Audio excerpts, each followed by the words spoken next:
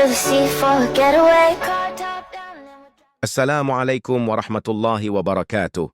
Kami dari kelompok 3 akan menjelaskan materi kami yang berjudul Konsep MSDM dan Evolusi Teori Manajemen. Langsung saja kita ke materinya. Yang pertama ada sumber daya manusia.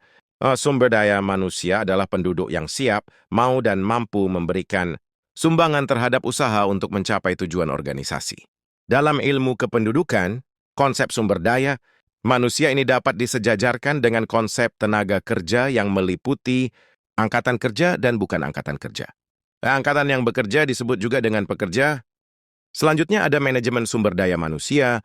Pengertian manajemen menurut Marwansyah yaitu pendaya gunaan sumber daya manusia di dalam organisasi yang dilakukan melalui fungsi-fungsi perencanaan sumber daya manusia, rekrutmen dan seleksi, pengembangan sumber daya manusia, perencanaan dan pengembangan karir, pemberian kompensasi dan kesejahteraan, keselamatan dan kesehatan, kerja serta hubungan industrial.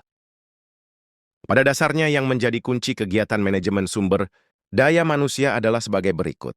1. Kinerja karyawan adalah hasil kerja secara kualitas dan kuantitas yang dicapai oleh seseorang karyawan dalam melaksanakan tugas sesuai dengan tanggung jawab yang diberikan kepadanya. 2. Motivasi kerja karyawan. Motif adalah suatu yang merupakan alasan mengapa seseorang memulai tindakan. 3. Kepemimpinan merupakan faktor penting dalam keberhasilan manajemen. Pentingnya, kepemimpinan dapat dirasakan pada tingkat individu, antar individu, manajerial, tim organisasi. Materi kita selanjutnya adalah evolusi teori manajemen. Yang pertama dari materi ini adalah perkembangan teori manajemen. Perkembangan teori manajemen secara perlahan-lahan sering juga disebut evolusi teori manajemen. Perkembangan teori manajemen tidak terlepas dari keadaan peradaban manusia. Teori manajemen selalu mengabdi kepada cita-cita bagaimana manusia bisa hidup di muka bumi. Ini dengan lebih baik, lebih mudah, lebih aman, lebih sejahtera. Oleh karena itu, perkembangan teori manajemen senantiasa merupakan cerminan dari perkembangan umat manusia. Kecepatan perkembangan teori manajemen juga menunjukkan kecepatan dinamika peradaban manusia. Semakin cepat periodisasi perkembangan teori manajemen, semakin dinamislah peradaban manusia saat itu.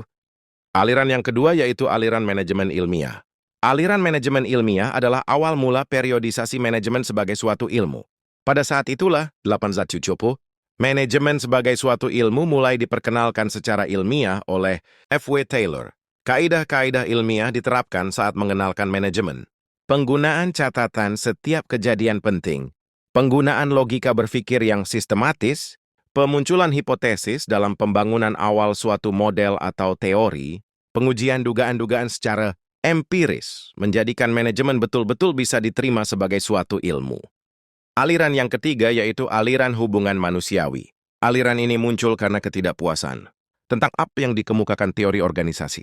Klasik tidak sepenuhnya menghasilkan efisiensi produksi dan keharmonisan kerja. Para manajer masih mengalami kesulitan karena karyawan tidak selalu mengikuti pola-pola perilaku yang rasional.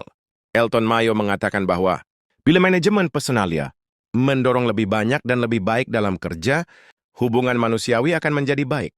Bila moral dan efisiensi memburuk, maka hubungan manusiawi dalam organisasi juga terpengaruh menjadi buruk. Sehingga harus ditemukan faktor-faktor pemotivasi bagi karyawan. Dan aliran yang terakhir yaitu aliran manajemen modern. Masa manajemen modern berkembang melalui 2 jalur yang berbeda. Jalur pertama, merupakan pengembangan dari aliran hubungan manusiawi yang dikenal sebagai perilaku, organisasi, dan yang lain dibangun atas dasar manajemen ilmiah, dikenal sebagai aliran kuantitatif, operation research atau manajemen operasi. Kesimpulan dari materi kali ini adalah manajemen sumber daya manusia. Ini adalah perencanaan pengorganisasian, pelaksanaan dan pengontrolan terhadap sumber daya manusia dalam organisasi untuk mencapai tujuan secara efektif dan efisien. Kinerja karyawan adalah hasil kerja secara kualitas dan kuantitas yang dicapai oleh seseorang karyawan dalam melaksanakan tugas sesuai dengan tanggung jawab yang diberikan kepadanya. Mungkin segitu saja dari kami, kurang lebihnya mohon maaf. Wassalamualaikum.